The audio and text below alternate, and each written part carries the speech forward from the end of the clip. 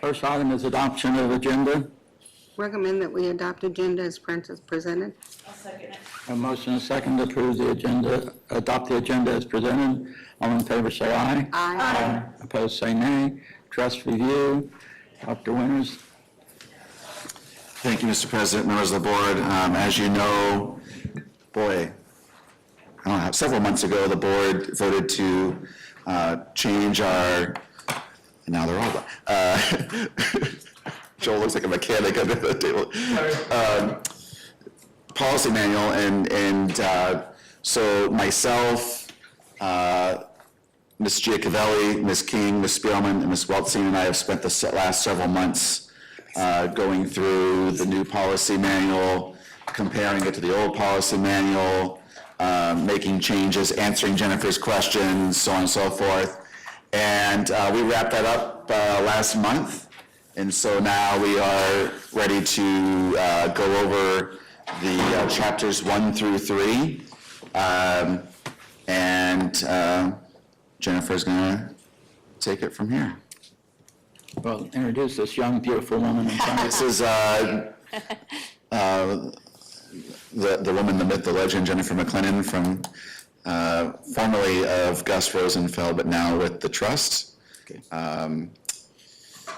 Jennifer is an attorney by trade, but I'll let you explain. Sure. You can take it from there, Jennifer. There are two hats. I work at Gus Rosenfeld still, but I also am with the Arizona Risk Retention Trust as one of two policy model program administrators. So I'm coming out to you in that capacity today, and I'm happy to be with you.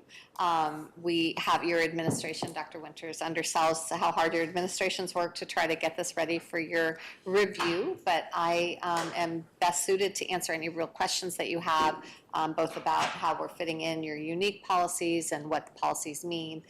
And so that's where we're going to start with Chapter 1, if that's all right with you. Okay. So do you all have, is our tech up and running now? So you can see. Before Yeah, it's we there too. before we begin, how will we track changes? So these policies are presented to you in a clean format. Right. Because we can't compare the entirety of your old manual to your new manual. I have asked that I'm going to take notes, and we're recording this meeting so that whatever changes you want to see in this, the next time it's brought back for your approval will be tracked. But within the body of the document, as you can see right here, we've highlighted information that is unique to Saddle Mountain that isn't a part of the trust model policies. So when it comes back for approval, will we have like strike-throughs and things to see what has changed? Or are we just going to be presented a clean copy? We can do whatever you want. So if you want to see strike-throughs to what it would be strike-throughs to what's being presented today. I think that'd be best. No problem. agree. That makes Yeah. perfect sense to me. So we'll make sure that we get whatever changes that you all propose today, we'll make sure are shown. And we have a number of different study sessions. Today's study session, one in February, one in March, and scheduled. And the idea would be that in April or May, you would be ready to adopt. So Okay. it would be in April and May that you would see the strike-throughs. All right, so So, I'll, Dr. Winters, did you guys make changes to it already, or? Yes. Okay, so there might be something in there that we decided, staff decided to change. This is a low-level example, but in what we were sent, didn't say Saddle Mountain, we had to put that in. Okay.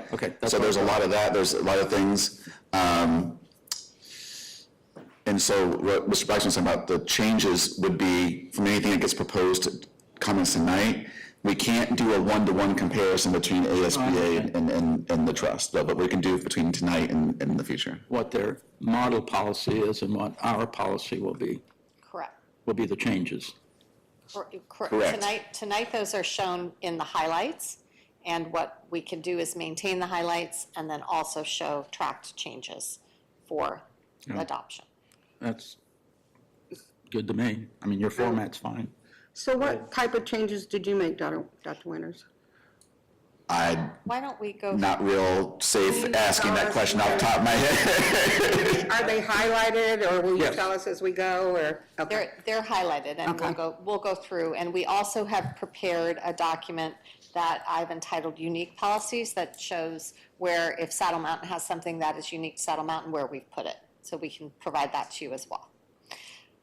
I think it'll make more sense as we go. And when we talk about changes, some of our changes are more of that, like, we put in the Saddle Mountain unique, so it's not really a change per se, it's a change to this, but not a change from Saddle Mountain.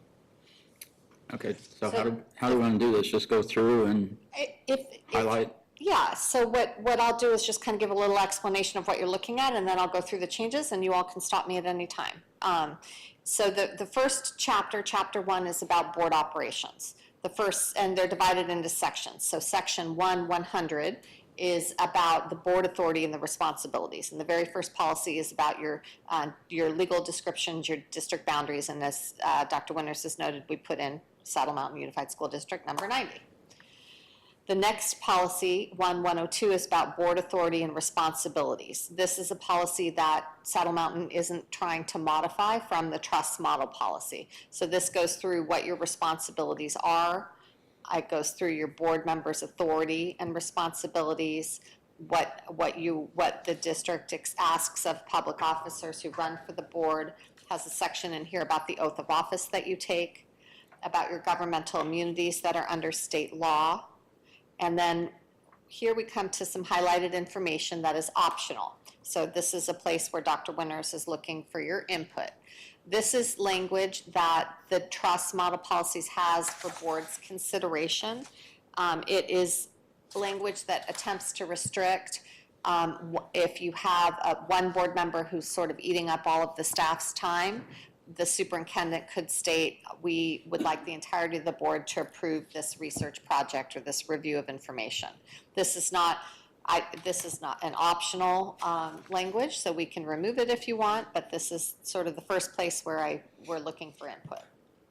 When I first saw it, I thought, well, this really isn't required, that any professional board member would know that, but it's good to have it in writing. I have a change. Sure.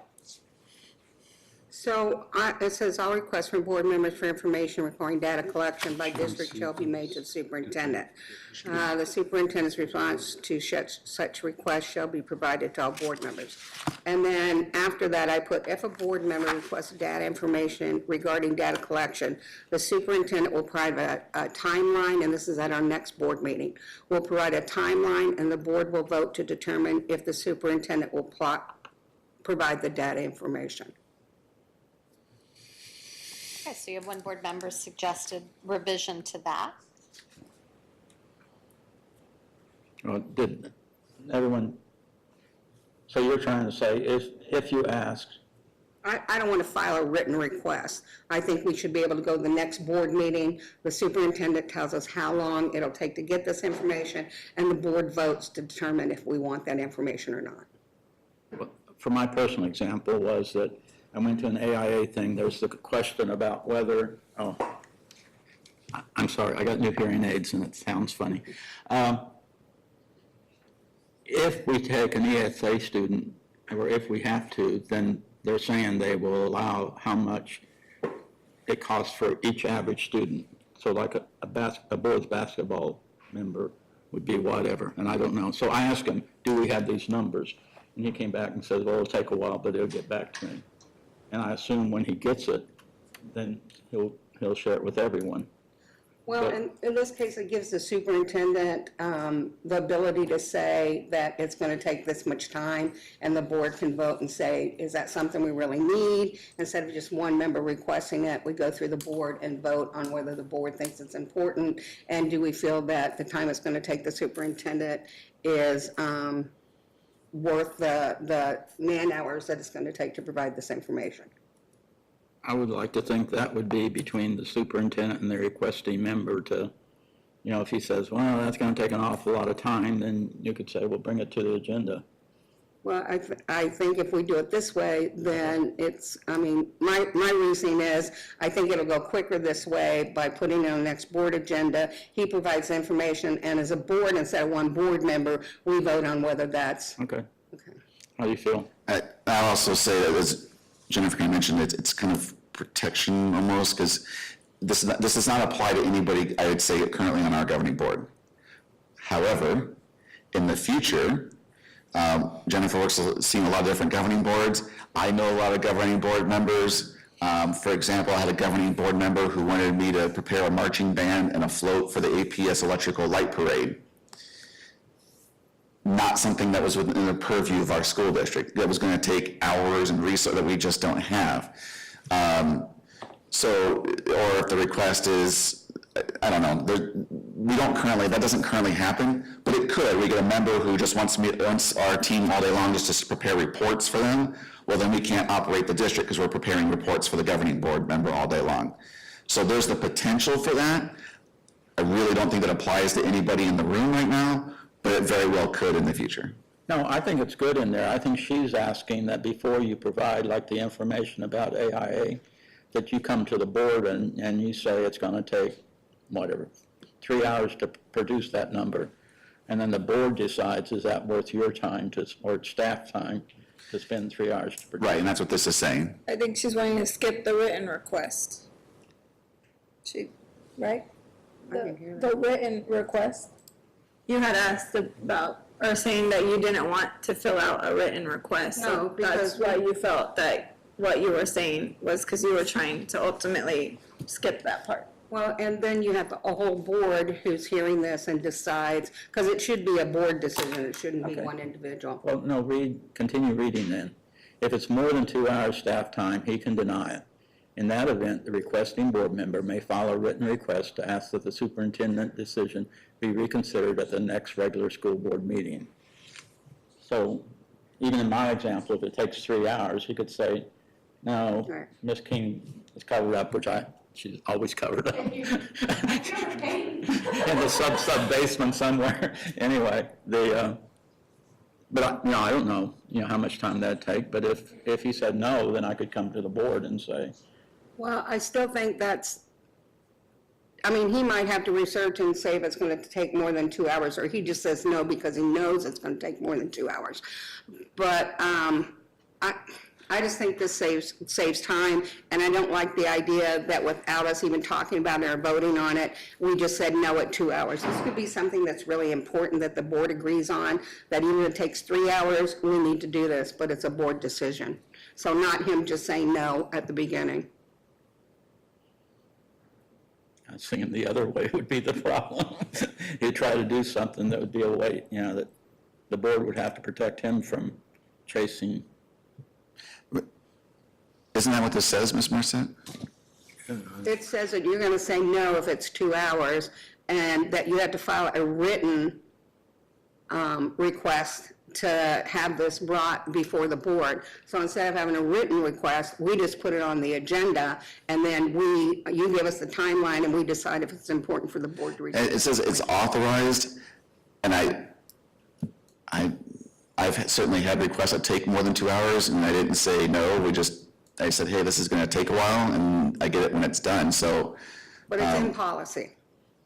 So I think Yeah. the suggested revision to the language that's on the table is to remove the process, not the idea of a board review of a onerous request, but the process, rather than having the superintendent deny and the board member asking for it to go on the agenda, it's automatically going to go on the agenda. So the downside of that would be that if a board member decides that they didn't know how long it would take and they withdraw their request, you're still getting it on the agenda.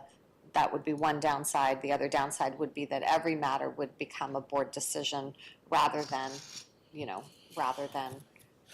allowing the opportunity between the board member requesting the information and the superintendent. Yeah, because Well, you could just say the requesting board member may request it to be added as an agenda item. I was looking to see what's the new policy for adding an agenda item? Is it written? It is written, and so, Then that's consistent with policy. And I think this does say that. So it's that the board member may file a written request to ask that the superintendent's decision be reconsidered at the next regular board meeting. So we could certainly add the word, be added as an agenda item to be reconsidered. Because we can't vote on it unless it's agenda item. Right. So is that a good compromise? Say that one more time. How you want it So written? we would insert the language, after the requesting board member may file a written request to ask that the superintendent's decision be added as an agenda item to be reconsidered. For the superintendent, provide a timeline, and the board will vote. The timeline will be presented at the next board meeting, and the board will vote to determine if superintendent will provide the data information based on whether all members feel it's necessary or depending on the superintendent's information. So that's getting pretty into the weeds about how the board agenda item is going to be presented. You're welcome to dictate that in Well, policy. it pretty much says the same thing, that the decision will be reconsidered at the next scheduled regular governing board meeting. Right, but you added the part about what the superintendent has to present. Well, it says right here, the superintendent has to provide how much data or how much time it's going to take, even if they send a letter asking to reevaluate that.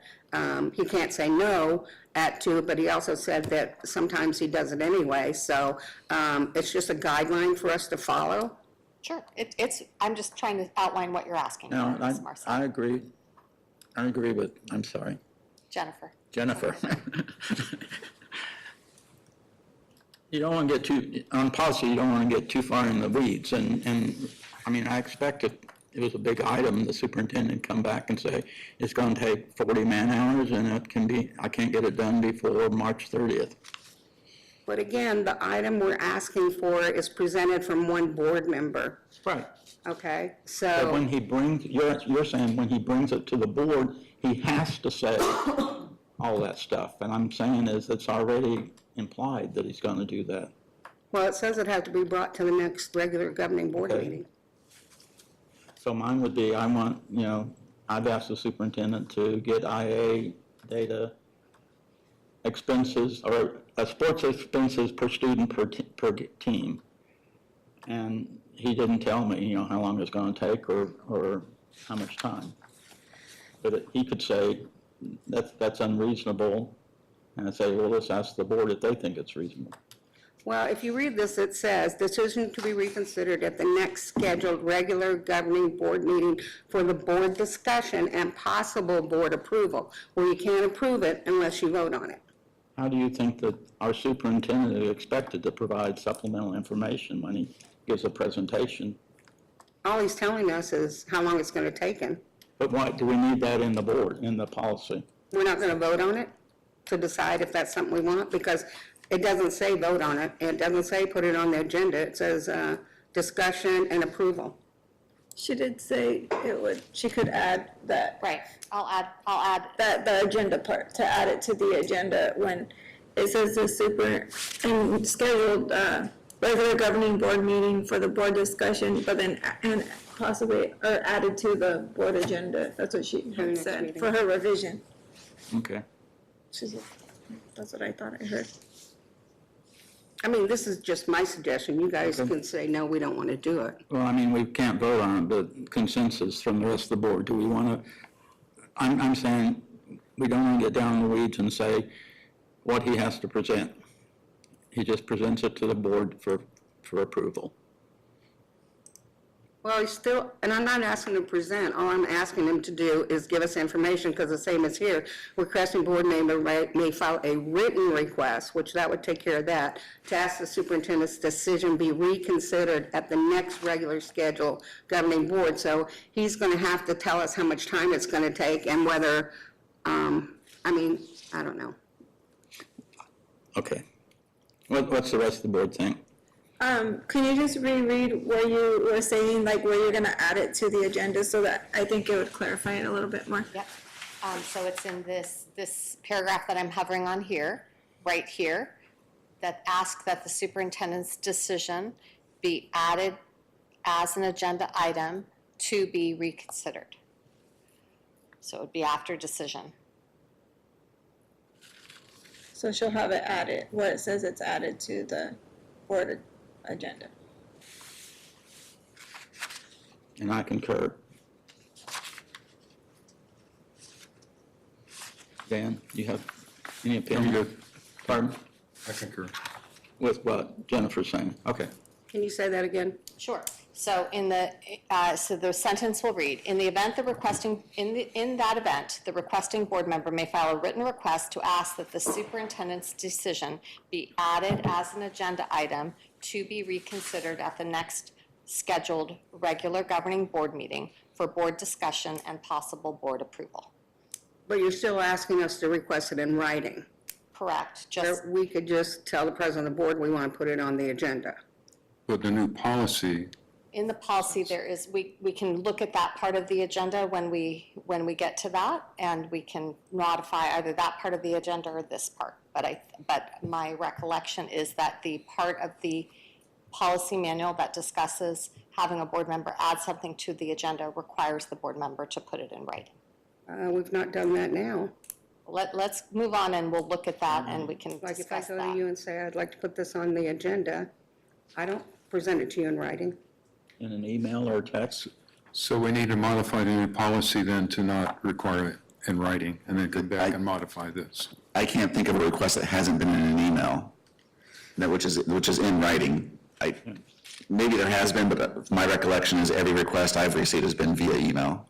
And my thing is if a board member presents to me a request to put an agenda item on the agenda and I refuse, it's time for a reorganization meeting.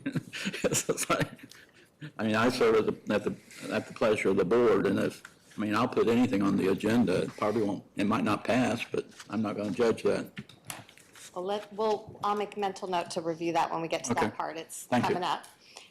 The next piece that we're looking for feedback on is this paragraph right here, that communication from community members or employees directly to the board shall be directed to the district administration for processing. The board will not consider or refer anonymous communications. Superintendent shall deliver official communications to the community on behalf of the board. I have a change. Okay. Communication from the community members or employees directly to the board shall be directed to the district administration for processing. All communications will be copied to the board. So what do you mean by all communications? Well, if we get, I guess, communications that are directed to the board, that if it goes, we say it goes to the superintendent, but if those communications should come, we should get a copy, but if it comes to the board, we'll usually get a copy. But sometimes it goes to Dr. Winters and they'll say, the board or whatever, or they'll list us. But the other thing too, it's coming to us and we don't know what the decision is. And maybe in some cases, we can't know because it's, I don't know, whatever. But I can't think of anything, and you're going to have to help me, Dr. Winters, of what the board can't be told. Or anything FERPA related, anything medically related, there's lots of confidentiality things. So I think what we're getting into here would be more about communication protocols between the board and the superintendent and less about, this is simply talking about who's going to handle a concern coming in, really. No, I'm saying who's going to handle it will be the superintendent. Right, and that's what this says. Right.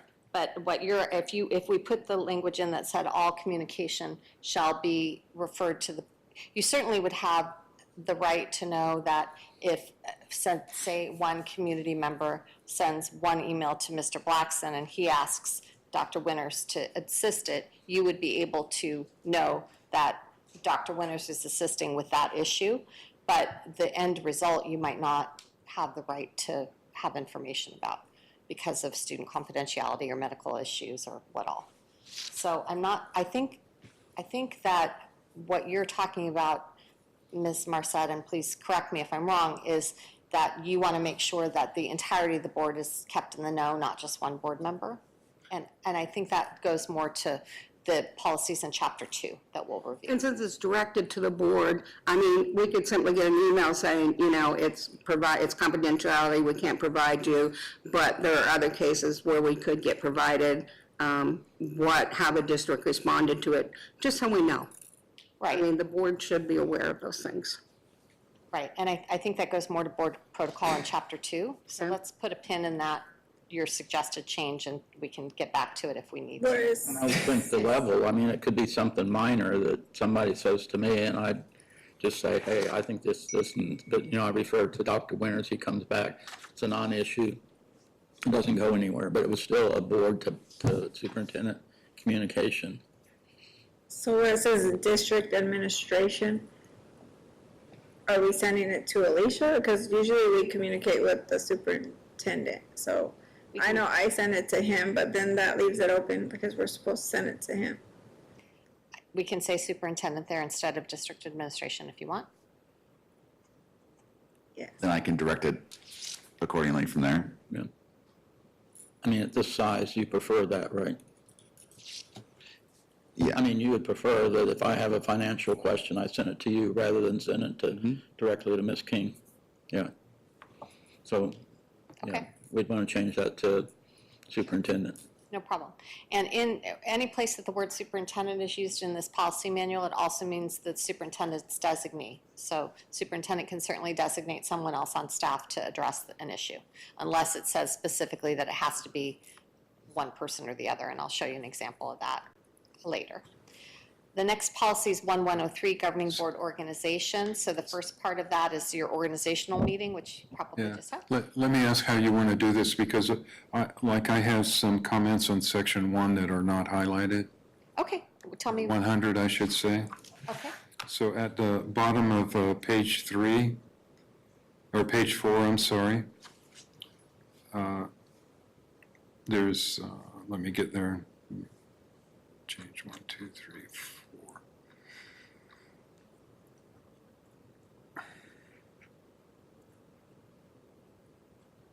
It is page 3. Okay, page, with this page right here? So, yeah, so if you look at the next to last paragraph, accepting cases of wanton or willful neglect, it seems to be the same as the paragraph at the top Wait. of page 4.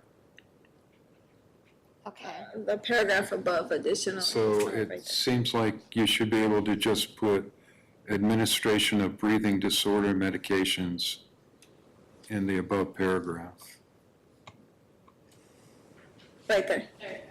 okay. Or in the below paragraph. Anyway, it seems those can be combined. The words are almost exactly the same. My recollection is that, so this first paragraph that we have up on page 3 addresses specifically your statutory immunity related to the issuance of medication. The second is much more general and addresses your immunity from civil liability upon implementation of your anti-bullying policies. So it comes from 2 different statutory sources, which is why it's separated out. And you'll see even above that paragraph, you've got the emergency anaphylactic shock medicine. So I haven't made changes to this immunity policy with other school districts just because it is So it's statute-driven, basically. statute, right? All right, on section 104, are we there yet? We can get there. Last paragraph? So we're on 1103. Okay, So if maybe I'll go Oh, through wait. 1103 first, and then we'll do, then we'll get to your question on 1104. So 1103, again, is governing board organization. The board can elect a clerk. You all have a clerk, not a vice president. And so this is just about your right to elect officers. Do you know in history, didn't clerk used to have an official duty? There is no duty under state law for a board clerk. But Okay. typically, the clerk is the one who presides in the absence of the president. Right. So, and that's stated here. I mean, the difference in clerk and vice You know, president. that is a good question. I think that derives out of our public cities because they have clerks. But there is not a specific state law that I'm familiar with in Title 15, because I know school districts have clerks, they have vice presidents, so. Well, I thought years ago there was something that the clerk, it was like some documentation, the president and the clerk had to sign it. Is that still true, or? No, No, okay. because you can have a vice president now instead of a clerk. Okay, so it's just clerk is an old term, so I'm fine It with is. clerk. It is a more traditional term, that's for sure. I like having, I mean, we're not required to have one, but what it means, if the president is absent, then the remaining board members have to come to a consensus who's going to start the meeting. So I like the idea, if I know I'm going to be out, then I can tell Star that, you know, I'm not going to be there next Wednesday. You're going to have to fill in for me. So that's why I like having a clerk. I agree. I also feel the clerk's the first one that's supposed to grab my ear to tell me I'm off schedule, off agenda. Thank you. Uh-huh. Now The Dan's. next one is 1104, this is about legal advice. Yes. Oh, On page 9, is that 104? no. Oh, We are not, yeah, we're on page 7 right now. Okay, is that, what's page 9? That's where the, Okay, so page 1104 is about legal advice. And the policy just talks about, you don't have an in-house counsel, so my suggestion would be that you allow me to remove the in-house counsel language. well, I know I have something, and so does, Would that be okay? It doesn't hurt to be in there, though. It doesn't hurt to be in there. You want to keep it? In the event you have an in-house counsel? what do we, I don't know what we're asking. So right now you have, the standard policy has language about having an in-house attorney, Oh, yeah. which Saddle Mountain hasn't had and has never had. We can keep that language in there, or we can pull it. I don't know. I don't know. one Who, way or the other. Mesa, who all has it? There's not Mesa? many. Scottsdale Unified sometimes, when they can keep a lawyer, and the tri-districts, so Tempe Union, Tempe L, Phoenix Union, Tempe, or Tucson Unified. Washington Elementary had one for a long time, but they don't anymore. In-house legal counsel is usually big districts that have so much activity, it's cheaper to hire somebody than to farm it out like we do. On the one hand, I would say it doesn't cost anything to leave it in there. On the other hand, it just makes it wordy. So what do you guys think? Do we have anybody on retainer, or we just use whoever we want? You guys use the prepaid legal system, so your primary contact is Denise Lobrit from Udall-Shumway. But that's, yeah. The answer to your question is yes. Well, it's different from retainer, it's right? It's part of the prepaid, Yeah, prepaid. I'll consider it a synonym, so yes, yeah. The only thing of retainer is I asked Jennifer to do some project. She says, well, you gotta give me $5,000 up front. That's the retainer fee. And then she does the work and comes back and charges me another $15,000. You got that right. Exactly Yeah. how that retainer thing works. Just a drop in the bucket. So do we want to keep in-house counsel out or leave it in there just in case someday we get big enough to have it? Take a policy change to put it in there in the future, but Yeah, so that's a long ways away. I'd say take it out. All right, so I'm hearing remove. Okay, and then Wait, on top of that, you had optional. Is this whole thing optional or just that? it is, it's my suggestion that you keep it, but it is an Okay, optional okay. policy. Mr. Blackson, you had a question on the bottom, and so did Ms. Marcette, I believe, we're now on page 8. I don't know if you had a question No, I on. just had something on page 9. Okay, On page 7, county attorney, yeah, I need to add that in, it needs to be Maricopa County. Okay. Yep, I saw that too, thank you. Oh. Yeah. Then, right here, we have language that would allow the board president or the superintendent to authorize another board member to consult if that's language is all right with you. I just put board president or superintendent may authorize the clerk, since they're then the next, it should be the person that if the president's not here, on the absence of board president to consult with legal counsel for matters directly relating, instead of just saying any board member, because a clerk is the one that is assigned if the board president isn't there. So it's a matter of words. Well, I disagree because you never know the qualifications of the board members. There may be a board member that's more comfortable with legal questions than the clerk.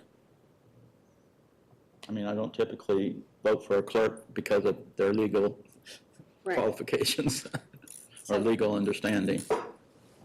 And that's fine. I just put it in there because usually anything assigned is the clerk next.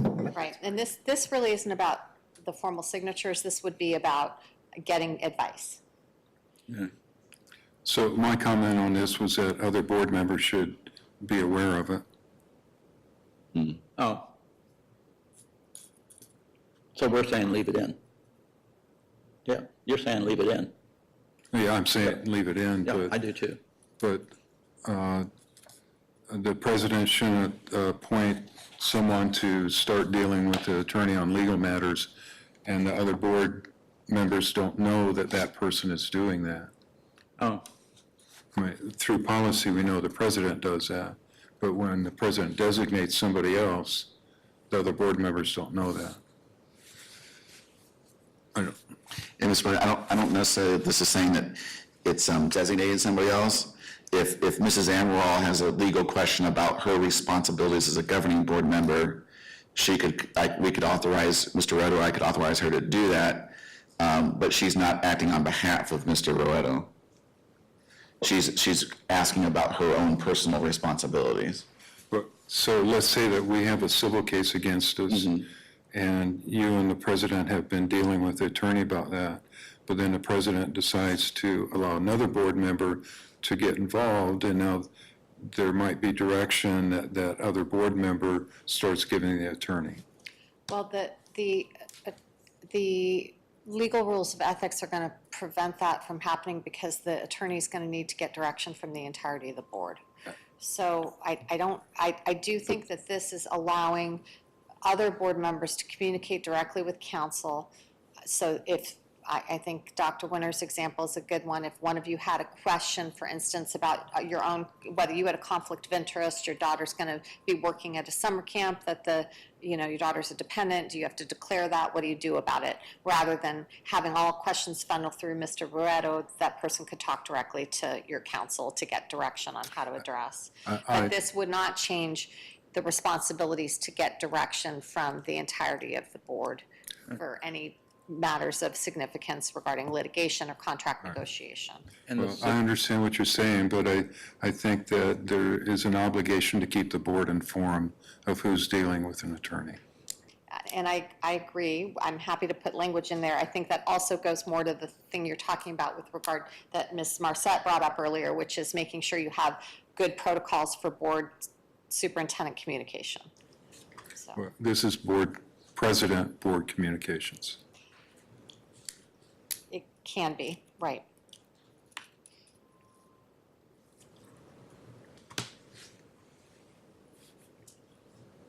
We could add a sentence that says remaining board members will be informed. Do you want to add that? I'd leave it. We'll see if we have nods. see if we have a one. A nod from the board members if they want to add a sentence or not. To add that where we communicate. I've always, if I had something I wanted to tell the board, I've told the superintendent, can you communicate this to the board? I mean, I don't expect the board president, for open meeting law, I don't think I should be sending, the board president should be sending emails. Well, he's All not the saying that. He's saying that it's It should be the communicated, superintendent. whether it's you or the superintendent. He's saying it needs to be communicated throughout the board, with the board. Just not doing things behind the boards without their knowledge, I'm neutral. like transparency, I guess. Well, how do you feel? You think that needs to be in? I do. We will all know about it. Okay. Okay, so what we'll do is add a sentence at the end of this saying remaining board members will be informed. Sounds good. All right, the next policy that we're hitting is board member conflict of interest, 105. This is very heavily reliant on state law. And so this goes through the elements of state law, including employment of a former board member. Marcette had a question. I am sorry, had a question on 9, Sure. page 9. So we're on I page did. 10 right now. Didn't you say? indicated, Yeah, I already did it, though. Oh, this is page 9. okay. I think that was the one with the clerk, was page 9. Oh, okay, that was, okay, got it. So that was, all right. So this is just following state law. So All right, this, page 10? pardon? Now we're on Yeah, page 10. Yeah, if you go back, scroll back up, Yep, there, employment of former board member, the ARS should be linked. right. So on some of the drafts, it's not linked, but promise it will be on your final copy. So we can, these, I don't know if these are active links in the draft Word documents that we're using, but we will make sure that this is, shows in blue and is linked Some at of the them final. are. At least I clicked on several and they connected. They worked? Okay. Some of them Well, are. I'll get that in there then for your next view of any statutory site that's not linked. What happens, just to explain, is that we create the Word documents and send it out, and this was a new statute, so sometimes the link wasn't active, and in our Word documents, it doesn't show, but on the Trust website, it always will. All right, so I won't make any more comments about mislinks. Okay, but I will note it, Mr. Blackson, and try to make sure we have working links for everything, and we should be able to now because we sent this to your superintendent before the statutes were applicable. So, procedure 1105 is just how you make a disclosure if you have a Wait, conflict of on interest. 10. Sure. When I was reading that, I was really confused. I understand why we're doing the for districts for 3,000 or more students, but I was thinking, should we have something for districts with 3,000 or less, see ARS 15213, or So it's the one where it allows small districts, you can do more business with the board members. right, in the sample model policy, we have language in there for smaller districts. How large is Saddle Mountain? Over 3,000. Over 3,000. Right, Yeah. so that's why this language is in there. If you dropped below, we could change. But you all are in the benefit of growing, I understand, so. I hope so. Right.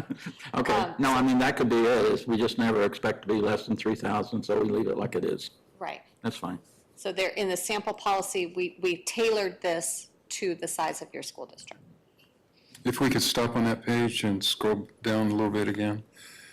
It says, or up,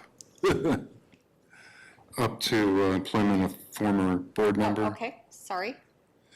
Yeah, that my mistake, and just a little under that, 1 through 4, A 1 through 4. Yeah, So it says, district may make purchases from a board member only if, but this section is about former board members. so we can add a section title. So employment of former board members, and then we can add a section title saying purchase from a board member. It's a good suggestion. Purchase from a former board member or board member? It's from any board member. Okay. Yeah, I noticed that too. There's something about your formatting there. Yeah. You go to 2A and there's no 2B. I think what happened is when we cut out the small school section, we cut out the heading, but I'll add it back in. Yeah. That might have been me. It's all good. All fixable. That's why we're learning up on it. Okay, then this is the procedure for disclosures.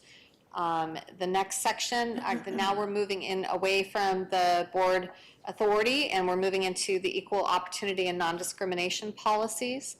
The first one is about students. So this is how a student is protected against discrimination on the basis of any protected category. And so that's where we are for the first one. Then you've got a complaint procedure. This is 1201A, the complaint procedure for a grievance filed by a student who believes that they have been the subject of discriminatory conduct on the basis of the laws listed, with the exception of Title IX, which has its own policy. So, which we'll get to. So this governs that. We've added in the titles for the individuals who are going to be the compliance officers. I have a comment on D. On D, On D, the president of the board should have the opportunity or availability of appointing someone outside the district as a compliance officer if the superintendent is the one alleged to have unlawfully discriminated. so you would have that right. I don't see it, though. Okay, but you would, again, this is with students, so this would be an allegation that the superintendent is the individual, so even in Right. So the student made an allegation against the superintendent. right. So So when you go down the grievance process, we can add language in here that indicates that you can select a different compliance officer. The superintendent and/or the governing board president may select a different compliance officer. outside the district, Well, if we just say a different compliance officer, it doesn't leave any limitations. They Okay. may want to select somebody that is a part of the district. So If it's but you against the always have superintendent, you always have the don't- right to employ outside counsel to come in and do an investigation. All right, is everyone in agreement with adding that language? So we're adding language again where my cursor is right here that would say that the superintendent or the board president may select an alternative compliance officer. And the compliance officer sometimes is not the person who does the investigation as well. but you could just list, it says district compliance officers are.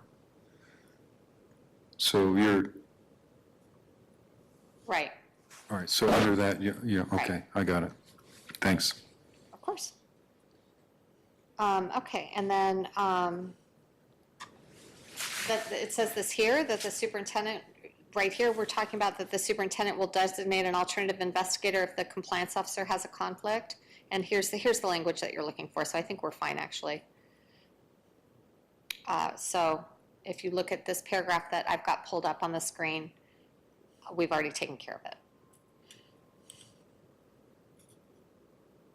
So I'm not going to add the language about the compliance officer because we've got that in here.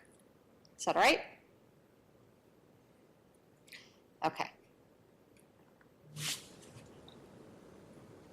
And then this is, again, just all of the protections related to that. Somewhere in there was grievances, right? Pardon? Somewhere in there was grievances? Yeah, so it defined the grievance is. Yeah, so the grievance, if the grievance is against the superintendent, it should go to the board president. Right, and that's in here, right here. If the superintendent is the one alleged to have unlawfully discriminated, the grievance shall be filed with the president of the board. Is this D? This is under the investigation section. It's, I'm sorry, I'm in 202A. This We're still in- 101-202A, correct. In the appeal. Appeal. Right.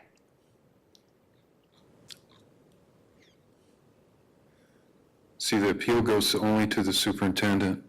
So if the complaint is against, So again, in this paragraph up here, there wouldn't be an appeal to the superintendent if the board president has designated a different compliance officer. but it's not down in how to make an appeal.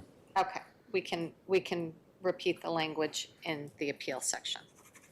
What are we amending? Yeah. No, what? So Mr. Blackson's wants to repeat the language in the appeal section, that if the complaint is against the superintendent, an alternative individual will hear the appeal. It won't be passed to the president of the board? It would go to the board president. Okay.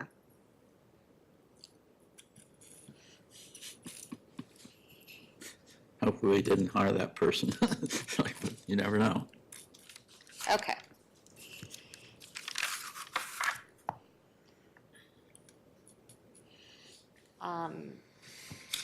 1202 is the Equal Employment Opportunity and Non-Discrimination Policy. So the first policy, 1201, was about students. This is about staff, protecting your staff from discrimination on the basis of any protected category as well. So this covers harassment, sexual harassment, and reporting of an incident. Governs non-retaliation, says that violations of the policy can be subject to discipline, confidentiality. And then there is a complaint procedure 1202A for this as well. So will the actual form be an exhibit or? So the, once we get through the policy review, we'll start working with staff on forms, what forms you have. We also, the trust has a policy form bank. And so we will create a section of forms. They can either be tied directly under like a policy procedure form, or we can have a separate button that allows them to link to any form. So when these come back for approval, will we see the forms at that time? Not likely. The forms will add after we get the policy set. But we certainly can update you when they're on. It would be, again, I really commend you all for doing this work early. We should have time to get all that up and running so that when you start school in July, you have this a working website with all of that information. This grievance process goes through as well, the grievance of the compliance officer.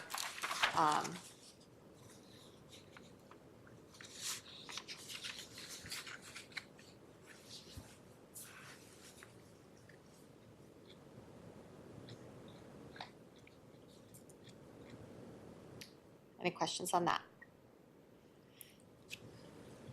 Okay, 1203 is the Title IX discrimination, prohibited sex discrimination policy that's required by federal law. And so this is, again, very statutorily driven. These definitions are contained in the federal regulations, specifically the 2020 version. This names the Title IX coordinator, as you see in the, has to be named by name. Yeah, it does have to be, that's the Does. requirement, it has, okay, Yep, it does. So we did not do that in other places, but it does, so. okay. So we've got that in there, which means you do have to change policy if the individual leaves, but that's just how the cookie crumbles with Title IX, so. Would that need to go to the board, or is that something that can just be changed?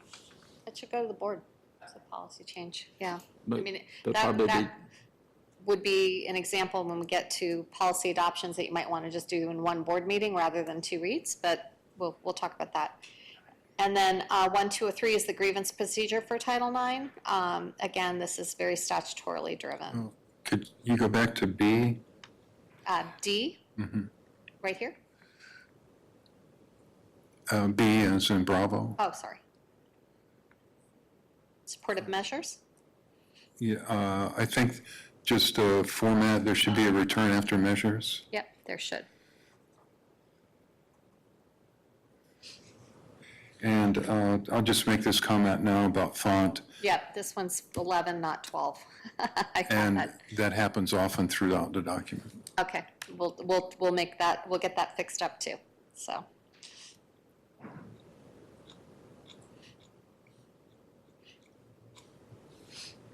So this is the duty to report, informal resolution process, procedures for informal resolution, resolution agreements. This was written, Section K, this is about dismissals of Title IX complaints. This is very detailed, was written by Kathleen Branningham after the rescission of the 2024 regulations by the current federal administration. So this has been updated pretty recently. Questions on that? All right, we're getting into now this next section. So we talked about your authority. We talked about your obligations to keep everybody free of discrimination. And now we're going to go through governing board meetings. So the next section is about governing board meetings. And I do have something on that page. On this page with rules of policy 1301? Uh-huh. Okay. So go oh, ahead. I'm sorry. No. So under 7, number 7 on the first page. Yep. 301. And the reason I put this in here is because we had an incident of this and we weren't sure how to do it. So it says to pass a motion requires an affirmative vote of a majority of vote members in attendance and voting. An absentee does not count as a vote for the purposes of determining whether motion passes. But we had an instance where if a board member is not present and the board is tied on the vote, the action item will be presented again at the next board meeting and applied to the action items because it needs to be voted on again. Do you want to add that language in? That's I board disagree. call. You disagree that if it's a tied vote, we have to, Yeah, I mean, if it's a tied vote and everyone's happy with it, then it stays as a failed motion. if it's tied, it's not failed though. Typically, It is one of the failed. ones that were in favor of it would say, I would like this put on the agenda for next month. Oh, because I know we voted, and it automatically, we had to wait for Bernadette to come to the Right. next board meeting to revote. That was just what was said, it wasn't. But I think that's already in, So- I don't know, if it's a tied vote and you've got two voting against and two voting for, then I think it needs to be presented on the next, and, because maybe the member will be there. Ms. Morissette, there's two separate issues here. That's the word abstention, not absence. They're two separate things. Right, I see that, but I'm adding something different that says if a board member is not present, board is. Yes, but just, if it's an abstention and it's 2-2, then my understanding would be there would be no revote because it's, Right. but if it's, No revote if it's tied? Like at the next board meeting? I mean, that's what we did last time is we. but that was due to an absence, and the board requested to put it on the next agenda. And Jennifer, if my interpretation is wrong, please correct me. But an abstention it's like Mr. Blackson has a daughter who works in the district, and he abstains from a vote related to her employment, and the vote is 2-2, it's not gonna be, it essentially fails. And I'm not talking about, where's it at? I'm talking about an absent. Right, So if a board member is not present and the board is tied on the vote, that's not the same as, where's it at? okay, but in that case, I don't think Abstention. it should be required to be put on the agenda. It should be up to one of any board member to say, I want it put on the agenda for next month. Because then they forced Ms. Bernadette to make a decision. Okay. All right, so no consensus on that? Yeah, I have a comment on number 2. Yes. We've deviated from Robert Rules of Order and decided that we would have a discussion first because often it helps to shape a good motion. And then we have a motion, a second, another chance for discussion, and we vote. So this would put us back into the formality of Robert's Rules of Order to have a motion before we vote. I don't think so, Mr. Blackson. This says that the motion has to receive a second prior to, because it says prior to consideration by the board. Right. So the question is whether you could allow the discussion to occur before the motion, and I think you can, because you're not considering the item until you've got a motion and a second and a vote. I don't think discussion and consideration are the same, but we can say prior to a vote by the board, if you'd prefer that. And that would leave that option open. I think that would get, right. A motion and a second is required before a vote. Right. So I understand your point, which is that, and you're correct, that Robert's Rules requires you to make the motion and then you talk about it. I don't think that these rules of orders as written require that, because it just says prior to consideration, which in my mind means prior to vote. But we can use the word vote rather than the word Well, prior to. every item that requires action shall require a motion. The motion must receive a second, included prior to consideration. So you're saying before there's even a motion, before even number 1, we can have a discussion and we still would be consistent with the policy? In my opinion, yes. and I certainly have school districts that have adopted the trust policy for rules of order as issued and don't do the more formal, make a motion and then talk. So I think it's fine as we want, but we can certainly say prior to a vote of the board. Is that amendment? Yeah, the board shall abide by the following rules of order. If the board is comfortable with that, No, I'll let it go. I like what Dan's saying is more of what we do, and Okay. but just know that I was in a board meeting, which was the other way, is in a neighboring district, is about healthcare, and a board member who was noted to be very maverick says, well, I would make a motion, but I know it would die on the floor. So he didn't even bring up his alternative healthcare plan because the rest of the board didn't, no one else on the board wanted to talk about it. He wanted to talk about it. So, So if someone visited our meeting and we started to have a discussion before there was a motion, would they point to this policy and say, look, the board shall abide by the following rules, and you're not abiding by those rules? no, I agree with what she's proposing is to change a motion and a second before we vote, not for consideration. I agree with you. but I'm So just- we're gonna say prior to a vote of the board rather than consideration by. And if it gets to be a problem, then we change the procedure. All right, we'll make that Well, change. that's well after the motion and the second, but I understand what's, if we're comfortable with that, and we want to keep going like we're going, I'm good. I think that leaves you discretion to do it either way. Okay. I'm not understanding what there's, because I can't hear a lot. Oh, I'm sorry.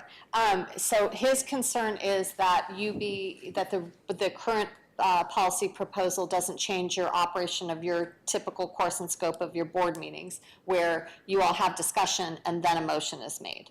And specifically, he's worried about this, whether the timing of making the motion has to come at the front end of the discussion or the end.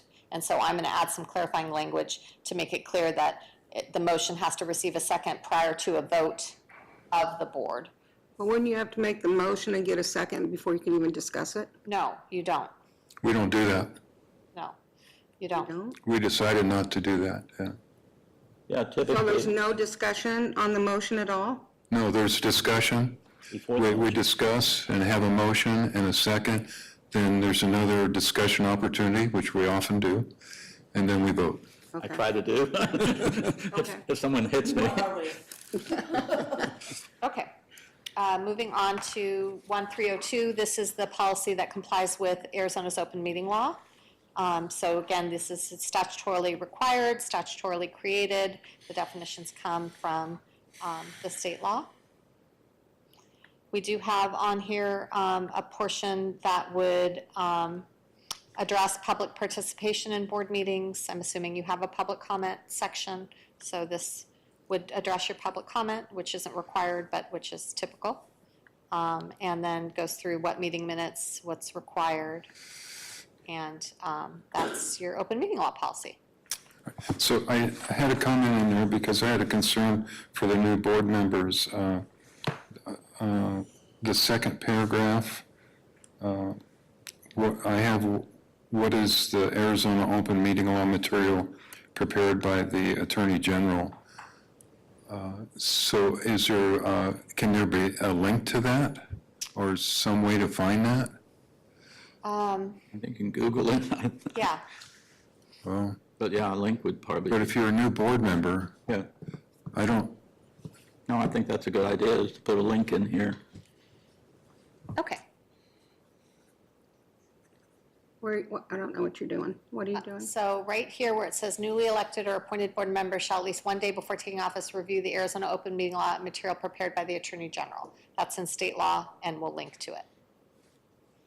There's actually a Yeah, little yeah, booklet that used yeah, to be in mhm, paper, and now it's yeah, all digital, yeah. so. That's a good thing. Okay? I think they need to review a lot more than that, but. The next policy is about adoption, revision, suspension of board policies. So your superintendent has proposed a change, which would be that you can exercise discretion to adopt a policy at a single board meeting or after 2 or more board meetings. So you are used to the process of having a first read and a second read. That's not required under state law, and so this would potentially simplify your process, but any board member could, of course, ask for a second read if you had more questions or more discussion. Well, this is one where years ago, the superintendent wanted to take action on something and right away, it was a offer too good to refuse. And we basically did a motion to waive our policy to approve it in one meeting. Right. And then the next action was we did it. Is that easier, or do we want it in here? If it's here, we don't necessarily have to do that. We can just do it. And I'm thinking like for example, earlier when we had the policy that has, we have to legally put the person's name in it. Do we really need to do a first read and a second read to change that? We could do something that we could approve that in one. And so in one motion, we'd have, make a motion that we approve it in one meeting to put Susie Q's in for Miss Ellen. Okay. Is that okay with everyone? All right. All right, before we leave 300, is it possible that we could have a procedure that has all of the annual requirements that the board has to perform or approve? Boy, we don't have a solid listing of all of the items that the board members have to Yeah, approve. they're sprinkled through lots of policies. Right, so we have not gone in the policy manual in that amount of detail, and the trust has not worked up a comprehensive list of everything the board has to approve. We do have lists, we do have various trainings and various things on there, but as far as like the time that you have to approve the budget, that's in chapter 3. Right. So it's certainly a really good suggestion, Mr. Blackson, and I'd be happy to take it back to the trust to get some manpower to create that. That would be a good idea. Because I was almost thinking to do it myself so we would know, Right. it was something that has to be done in June, and I'm not sure if we did it last June. Most of the things that do have to be approved relate to your budget. So, but I will take that suggestion back and try to see if we can come up with a list, and it certainly would be, if we do, you could definitely have it as a procedure. You have a list, right? Mr. Rex, and members of the board, ASBA does to provide us a list, and sorry, I'm getting choked up over procedures. ASBA sends us a list annually, so there's one way for us to check. I think it would coincide nicely if there was a trust version, but also two, typically before every meeting we go back, what have we done the last year? And so we kind of have two fail safes for that, but as Jennifer mentioned, most of those ones are really guarded by timelines, are budget related, which of course But what triggered the conflict of interest? Is it the reviewing of this policy? That gets done every July. Or sorry, every January. That's right, because of every election. Okay, you're right. It's a January activity. it's a it'd be one of those things on that document. And we do have to do that every year, right? Correct. Well, it's a very good suggestion, and we will work on it. So, 1401 is the Parent Legal Guardian's Bill of Rights policy. So again, this is statutorily driven, and there's a corresponding procedure related to the implementation of the Parents' Bill of Rights. Are you talking about 1-401? 1-401. Can we go to number 1 on that? So it says the Director of Data and Assessment shall develop and administer a parent or guardian teacher satisfactory survey that shall be sent to parents or guardians and teachers annually. Tell me if I'm wrong, but we usually get the survey the same time as everybody else? I mean, I don't think we get it beforehand. It's like the survey's out there and we can look at it. Is that correct? Ms. Morissette, members of the board, certainly one of the things I realize while reviewing all this is we have not typically done that. I know that I can go back and find the board at some point approved this. The survey has not changed. Okay, right. So the question would be, do we want to, so it has been approved in the past, before my tenure. Do we want to do an annual approval of the survey that hasn't changed, or do we want to bring that forward when the survey changes? So I would send you the results, which is something on my to-do list, but the Right. survey has not had any changes, and I don't. Ms. So Giacobelli, do you maybe remember then, what I years put on ago? here was the Director of Data and Assessment shall present the survey and obtain approval from the board prior to administering the survey, and shall provide the results, but we could put in there, if there have been any changes to the survey, then it should be presented to the board. And it's if you want it to be brought as up to the board's discretion, if you wanted to have it every year as a formality, you could do that. If it was, I don't think that's necessary, but if it certainly changes, I think that would be appropriate. I think it would just be if there's been any changes to the survey. Yeah. Is that all right with everybody? Okay. Makes sense to me. Okay, so we're through chapter 1. Congratulations. Chapter 2 is so easy. Little policies. So we're going to whip through those and hopefully get through some of chapter 3 today. Okay. So chapter 2 is about the administration. The duties of the superintendent is the first policy. And so it just lists out in general, what the superintendent's duties are. It does have a delegation of authority for the superintendent to procure goods up to $100,000. It designates, as you are required to do by law, the delegation to the superintendent and the director of HR to issue preliminary notices to inadequately performing teachers. Any questions on 2-101? Yeah. Well, I was just curious because I thought human resources was supposed to not, like that they're there for the employees to go to for concerns, but obviously if they're gonna get fired or something like that, an HR complaint or whatever, then they would go there. But wouldn't that be a conflict of interest because now those teachers probably don't trust that person that's been in there? I don't think that it poses as a conflict to have the director of HR issuing the preliminary notice. The employee still has, when you issue that notice, the employee still has 45 statutory days to improve their performance. So it's just the start of the process to informing a teacher that they're not performing adequately. And Jim, I'm gonna jump in there. But to do the classroom observations, I guess? This is not about the classroom observations. That would be done by the qualified evaluator, okay. which is typically the principal or the assistant principal. I was gonna say that the vast majority of that process is gonna be the teacher interacting with their supervisor. The HR director is basically delivering a letter saying what it means, but so it's very limited interaction with the HR director, but the vast majority of that process is gonna be with the teacher and their principal or assistant principal. Okay. Well, yeah, I was asking just because I know she does that. I just had a clarification. It says the superintendent may close any or all schools, buildings, or other facilities permitted by law. Is this on a day-to-day basis or a permanent closure? It doesn't specify. This would be on a day-to-day basis, on a temporary basis. There is a different section in Chapter 3 that talks about school closures, that requires an entire statutory process of hearings, so. And like we did when we had the floods here and you couldn't get here. Right. Yeah. Right. It just wasn't clear, so I wasn't sure what it meant, but, and then I have another question, and I don't know this, so you're gonna have to answer it, Dr. Winters. Do we do a survey on the superintendent or district staff? Part of the survey is, there are questions directly related to each member of or department of the district staff. So the answer is kind of, there's not a separate survey, but the superintendent is included in the survey. And the board, right? And the board. All right. The next policy in Chapter 2 is the evaluation of the superintendent.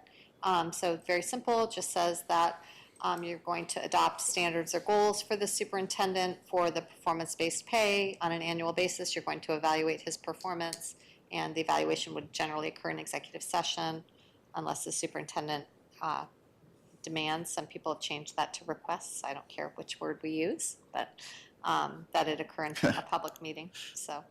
I think requests would be more in line with my with you, you're language, not but into I'll mechanics, leave it so- at, Okay, we'll change that to I don't know that I'm request, to 201, and so those are the two policies in Chapter 2.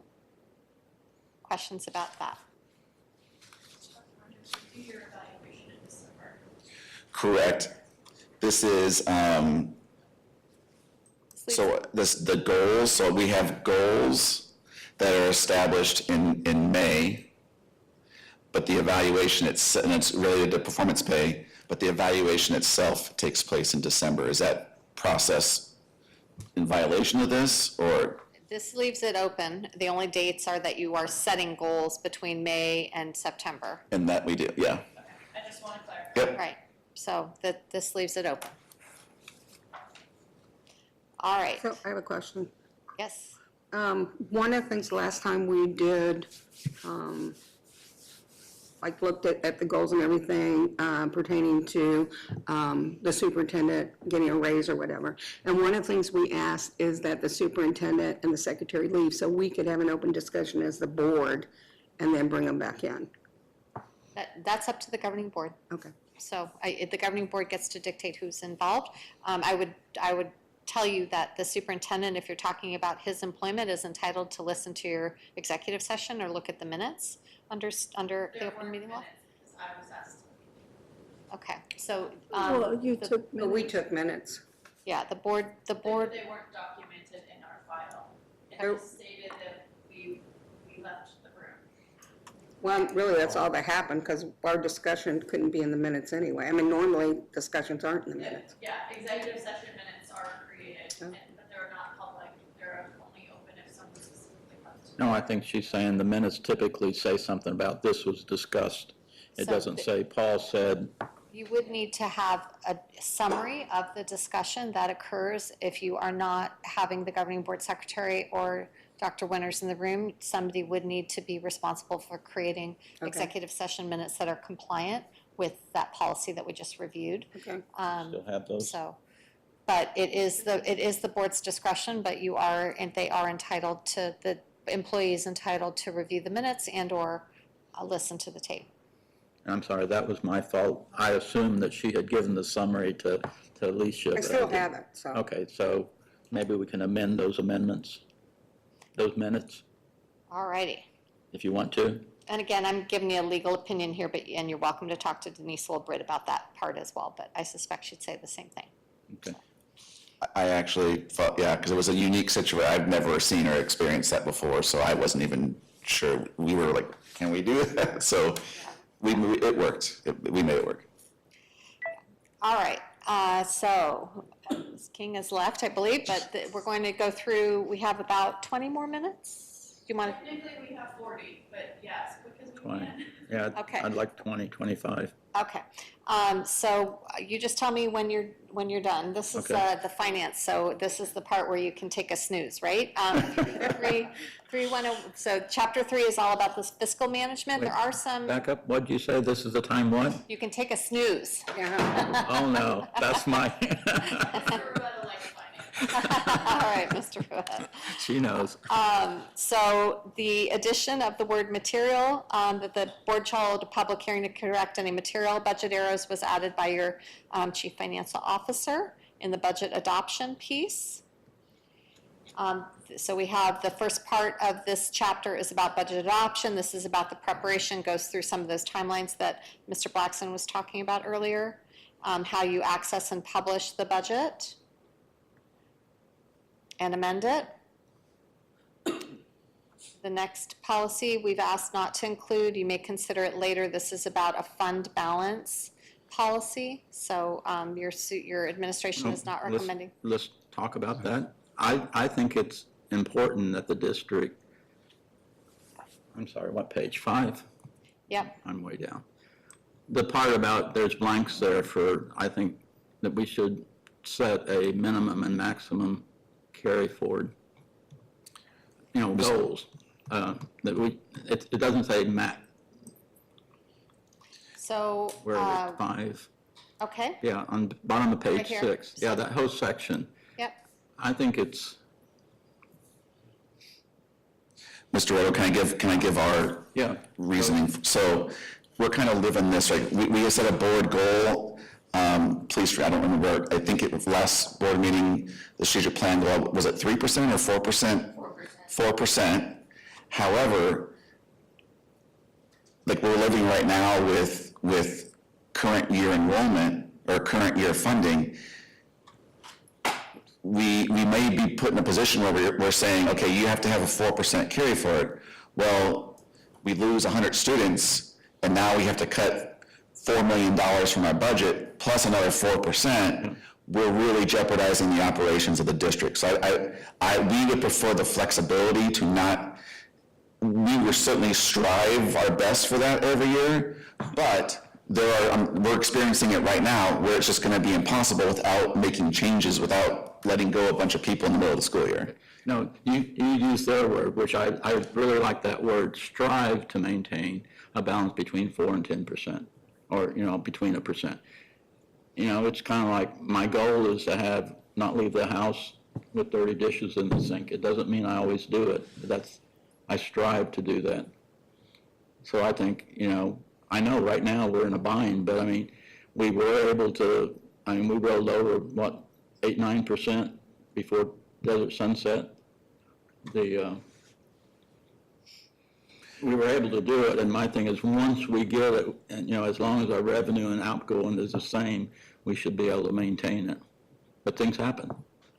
And it's my fear is if it's definite in policy, we're going to be tight. We're going to make sure we hit it no matter what the consequences are. And that's why we chose not to put that in there. If there's something in there that makes it optional, we're a lot more comfortable with that. But I just wanted to give our thinking on making it a definitive policy. So is strive sound too strong to you?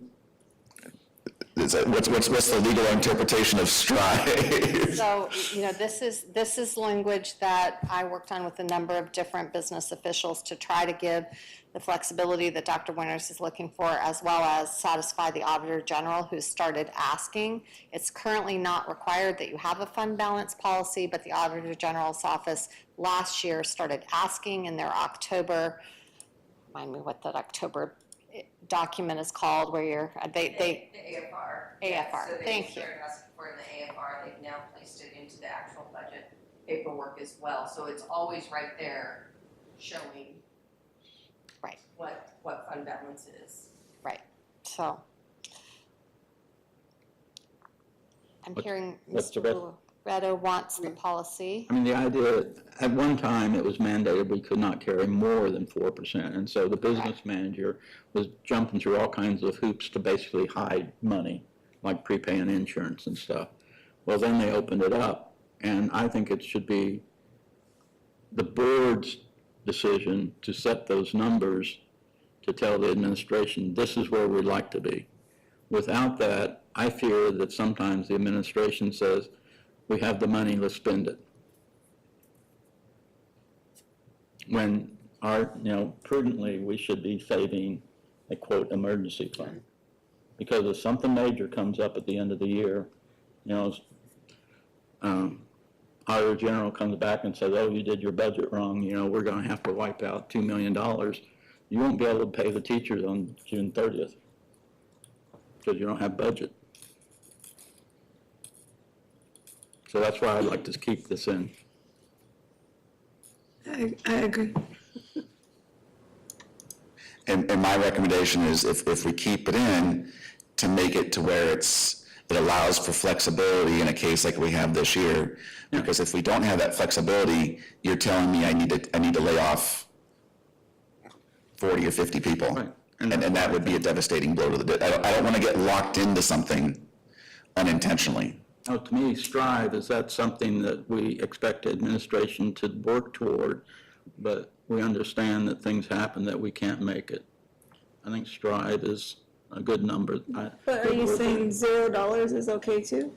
To not, so No, I think the way this is written is, the 4%, but for flexibility, are you saying it's okay too, that nothing goes in that fund? I don't think it should be a dollar amount, because as we grow, it should be more and more. That's why I like the percentage. So there's optional contingencies there, and I'd like to see it put in with the last contingency, fund balance contingency. Could we say something like, per the superintendent's recommendation, that we could waive the 4%? We can add some waiver Well, I don't know. language in there. I do think there's some flexibility. Because I want to give the superintendent the opportunity, because there are some cases where we need the money to pay teachers, I mean, whatever. So Why I don't- think why- I would say, with the superintendent's recommended, or based on the superintendent's recommendation, we will waive the 4%. Why don't we do this? There is some, what I would call wiggle room language built in addition to the word strive, there's the word target in there. So why don't we try to beef up that option and let me work with your financial advisor to get this presented for you. And when we come back for the review of Chapter 4, we'll include this Okay. policy as well, if that's okay, so that you can have, because we didn't prepare it to present. All right, the next section is about fiscal Oh, management. whoops, hold on. Yes, I ma'am. have a requisite, I can't talk today. It's on timelines. Okay, do you know what page? And this was confusing to me. It says the district shall annually prepare a proposed budget no later than July 5th or the publication date of the notice of public hearing and board meeting to adopt the budget if earlier. The proposed budget must be furnished to the superintendent of public instruction and to the county school superintendent unless waived. Then it says the district must adopt a budget, and they're saying we adopted it up here, right? It has to be adopted before July 5th or earlier. You have And to, no later than July 15th, electronically uploaded via the common login to the superintendent of public instruction, no later than July 18th. those That's dates- confusing to me. I mean, maybe I'm not reading it right, Well, but no, it seems you see, confusing. the July 5th is proposed budget. it's proposed and then adopted. And But then it says we have to, a proposed budget. proposed okay. budget. Right, And then we have to approve the budget by the 15th, and it has to be uploaded by the 18th. So after we approve it, it gives staff 3 days to upload it. So typically what we do in the June Yeah, I meeting, see it. we do a proposed budget. July is too late. Then they publish it, and then on the July meeting, which is but then it usually, says publication date of notice of public hearing and board meeting to adopt the budget if earlier. So they're saying if earlier than July 15th? And we bring ours in June because our board meeting is typically after July 5th. Okay.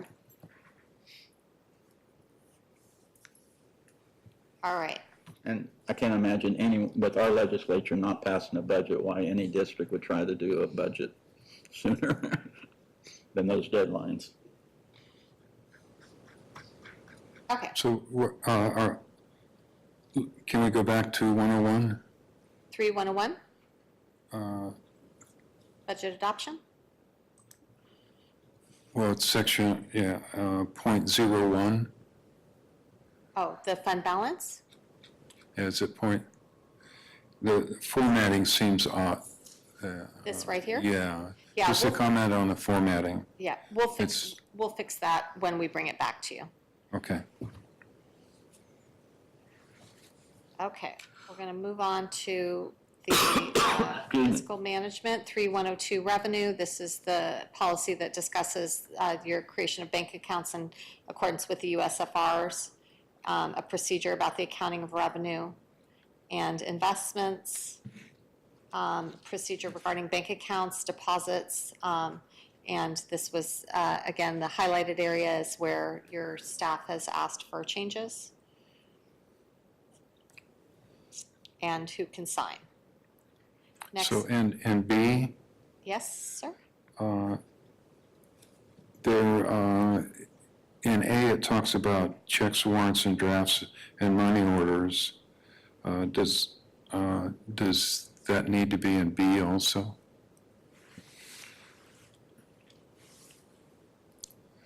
I'm not quite sure where you're looking at. And while you're on that one, I just thought it was interesting. 3102B, what page are you looking at, sir? 102, 3102, what, D. D as in dog? D as in dog. Okay.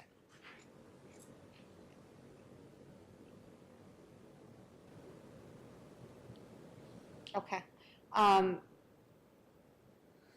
So the section A is about the So- internal controls to safeguard cash. Yeah, It's and about all that, cash so deposits. A talks about the checks, warrants, drafts, and money orders. Right. And should that be reflected in B also for controls? The screen's going back and forth. It's hard for me to keep up with.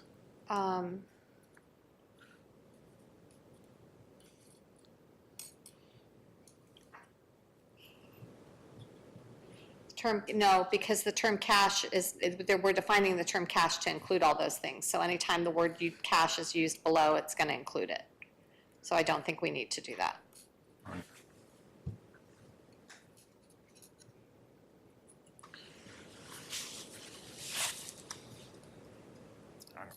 Okay, so that it defined cash to include all of those things, so it would be wherever that term was used. 3102 is about the Student Activities Fund, that has a statutory site to it as well. 3103 is about expenses and payroll. I will get Mr. Blackson, the statutory site, updated in this section as well. Yes, ma'am. So is that the last paragraph? Last paragraph under expense and payroll, it's on the first page. Who do we, I know it says we use procedures on who we give them to, but who do we issue cards to? Are there certain people in certain positions, or do we issue them to teachers? Who you're using for giving purchasing It's more a cards to or question credit probably, cards? I don't know if we, because it has the requirements, but I'm just not sure. I mean, what is the scope of who we issue credit cards to? Right, so we have a gas card that's used by the transportation department, and they have to log anytime it's used, and they have to provide receipts whenever it's used. And then we do have a credit card, what we call the district credit card. It is not technically a procurement card. We do not technically have a travel card. It is just a plain, simple credit card. And so what we use it for is most often when we have students and or teachers that have to, or board members that need to get an airline flight in order to attend a PD, oftentimes that needs to be reserved with a credit card. If they're getting a hotel space, they need it reserved by a credit card. Though usually people can pay for it with their own credit cards and then be reimbursed. So they would do a requisition and appeal first, then make the arrangements, and then after the travel and the PD, if they bring us receipts, we'll reimburse them. But there are times when people simply can't do that. They don't have the funds to do that on their own credit card. Or their credit card comes with rewards, in which case we have to worry about gift of public funds. So in those situations, it's just best that we go ahead and use the district card and then pay on it. But I'm just gonna state, we still have to vet the vendor that they're using it on. We still have to make sure there's a requisition, that it's fully approved, and that there's a PO. Thank you.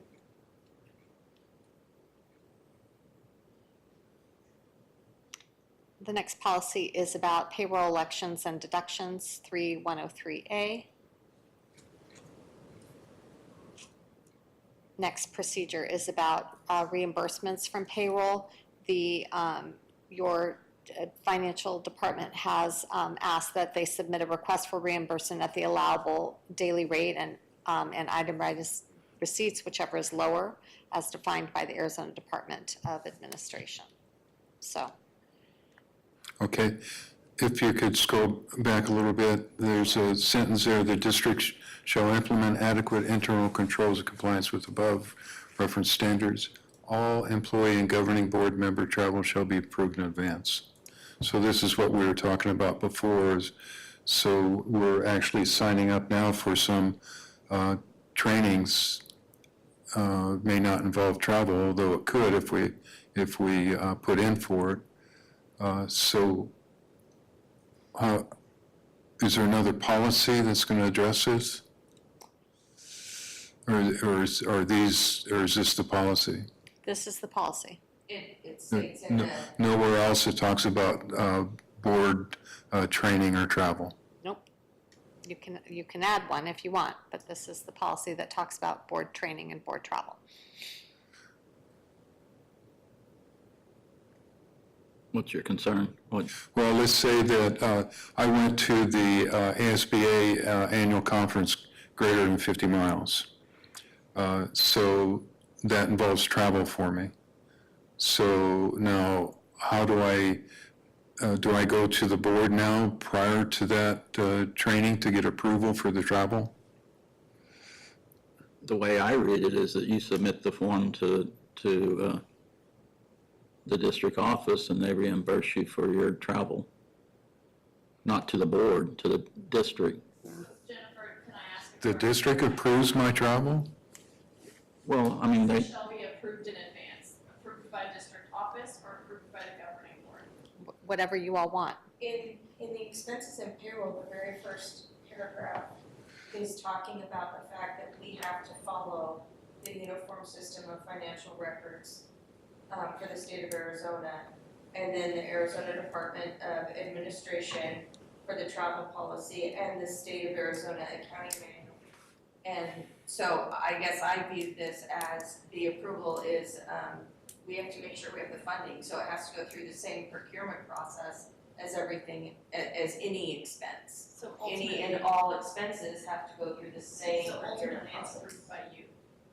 Well, or whoever's in my Your position, yeah. I may not last through the fund balance. So to answer Mr. Blackston's question, it doesn't have to be approved by the board, it has to be approved by the business office, depending on funding availability. So now my travel that I want to go to some training can be denied? Only if the funding isn't there. But we go through quite a few leaps and hurdles to make sure funding is available.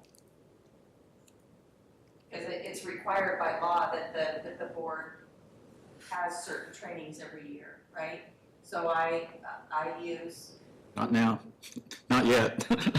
Matt Guess wants it to be, but not yet. okay, so the audit that we go through every year, I am specifically asked whether or not the governing board members get conflict of interest training and PIP training, and they're also supposed to have procurement training. And so I make sure that whichever district I work at, that we are using our indirect costs that we're allowed to claim on our federal funds to help fund 570, which is a cash fund. And from that, I make sure that we are then able to provide PD for governing board members and administration, because we technically don't really fall into the same area as certified staff or classroom staff for being able to have additional funding sources. We have pretty limited funding sources for our own PD, but if we don't get our own PD, then we don't pass audits, we don't turn in the right reports, things like that, so. Well, I'd like for this to be clarified who approves in advance. So I'll work with your business department on 3103.B on who approves. Do you all typically approve out-of-state? Does the board typically approve out-of-state travel? Yes. Okay, so we'll add something about that, and, Interstate and overseas. okay. So my question is, I've asked before if the board has a budget, and we don't, it's just paid out of that. So if we don't have a budget and we ask for something and it gets paid out of that, I've never asked authorization for that because we don't have a budget. We can, I mean, if we don't have a budget, we don't say what we limit or that sort of thing. I mean, we're not gonna go on vacations or whatever, but if it's a board certified training that requires travel and it meets the 50 miles or whatever, does it have to be approved? Because it's board training and we don't have a budget, so therefore, Didn't we say yes or why no, does somebody have to approve it? I think it's how you define approve, like, Well, they can say no. Yeah, but usually Alicia will send us a training, like ASBA conference is December 10th through the 12th or something. And then she must already have approval that the funding's there to invite us, because then we're able to reply, yes, we would like to attend, or no, we wouldn't. And then she signs us up. My approval level never has to do with what you are choosing to do. I just need to know what you're choosing to do. And if I can't figure out what the business purpose is, like for instance, at a prior district, the board went on a very expensive Right, cruise. right. I kind of needed to know how they were explaining that cruise, because I didn't figure out how I could find it, right? Right. So, Were you able to? I am not gonna answer that question. So I understand that, but what I'm understanding is you guys can say no at any time, not based on whether you think it's an extravagance or we're going outside the lines of what would normally be expected for that travel or whatever. But what I'm understanding is you can say no to any request we make. That's political suicide, and I need a job for the next 17 years because it was a very costly divorce. Yeah, I don't think anybody's gonna be doing that, Ms. Marson. No Like, one intends to say no to a board member, but that said, I do have to know what's going on so that I know what my options are for paying for it. Okay. Now, as far as where's the budget, for M&O, the budget line for everything that has to do with the superintendent, district-wide, and the governing board, it's under line 2300. Right there on the M&O line under 2300, you will see everything that I have set aside, whether it's salary, whether it's for association fees, if there's travel, it's all in there. And if you're not sure where, because everything's coded, right? It's all part of the USFR coding. I don't expect you to know the coding by heart. So if you ever want to know, where is it, I can show it to you. But the indirect cost goes into a cash fund. Can I budget that? Not very well, because first I have to make sure that we have the federal funding. Right. We spend the federal funding, and based on the spending of the federal funding, then I can claim the indirect cost. So Okay. it's quite variable, Right, so. okay, thank you. But heaven forbid, we get down to a budget balance of .001. I expect the superintendent to say, hey, we can't justify any Yes, and at that any point, you see board me running out training. the back door Well, and diving under. You gotta save us from ourselves. Well, But I would prefer not to approve any more Yeah. cruises. yeah, if the request is unreasonable, it would be our obligation to say hey, this is not appropriate. no, I agree. First class. Mickey Cruise. Balcony?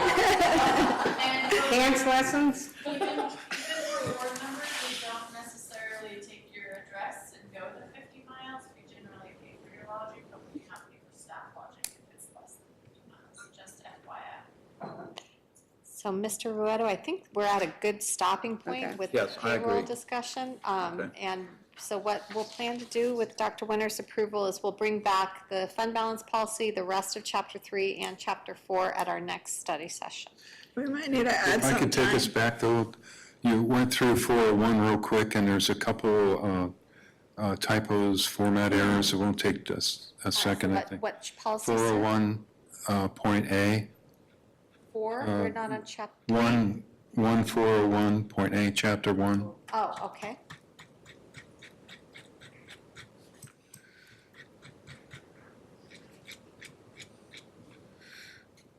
Wait, Okay. I'm Go sorry. to CA, survey and comments. That bracket there needs Okay, yeah, removed. I'll get the bracket. Okay. Okay. And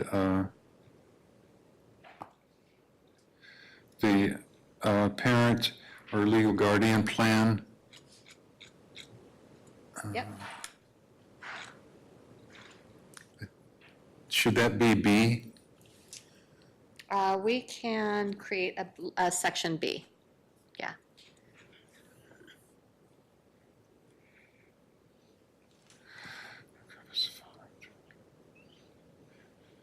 And then I had a note about, let's see, the district shall keep copies of following forms and distribute them to parents or guardians upon request. Oh, should that be like record keeping C? Sure. All right, thank you. Yep, of course. Okay. Members of the board, I'm just thinking, we did not finish chapter 3. Would members be able, so we've typically scheduled at 4, knowing that we need to get through, and Jennifer chime in, would it behoove us to start at 3 for the next one, or do you think if we start at 4, we can get through the rest of chapter 3 and all of chapter 4? How big is 4? 4 is bigger. Oh, okay, it's as big as 3 or bigger. I know I don't have Three that is many. more policies, 4 is meatier. That's how I would describe it. Start at 2. I think we could do it if we move along in 2 hours, and then we can, if we don't finish, we can tack on at the end. Okay, so we'll start It's at, up to the board. I can be here whenever you want me to be here. Yeah, I'd say let's Start try early. for 2, start at 4. I mean, you're the limiting person. I would say 3 because, you know, someone's gonna have something to say and it's gonna go longer and we're gonna be in the same Okay. position where we're gonna need a 4th meeting. 3:30? and that's why we did January, February, March in case we needed, but we would like to wrap it up. And maybe even, like, because you read it, so you have your comments for the pages and just say, okay, in this section, like, these are the comments I have. And it might go along faster if we did that instead of give it like a second review and then extra comments. I don't know. So what's my calendar look like on that day before I? Well, because it's like, okay, yeah, like she's gonna say, okay, we're gonna go through chapter 4 or policy number 4 that we're gonna review. And she goes through, okay, that first chapter, Yeah, I whatever, can- okay, yeah. what are your comments? Like what add-ins or like whatever, so then you have your list, read your I list, don't, then we move on to the will next. speak instead of for Ellen page and by Star that they'll be here at 3, Or but at the end. they'll be here at 3. Well, or policy 3, okay, what Right. comments or changes would you like to see? If you don't have any, move on to the next board member, then like that, and then we can Okay. carry on. What, Have hardly any. so what did we decide? We need to, yeah. It's 3 o'clock, We'll make it okay. okay. Then we need to formally adjourn the, Okay. I make a motion that we adjourn. Second. A motion, a second to adjourn the study session. All in favor, say aye. Aye. Opposed, say nay. Aye. That's February 11th. correct. Started. Stop, thank you. 3 o'clock. So we have to walk the calendar. You're not gonna follow this.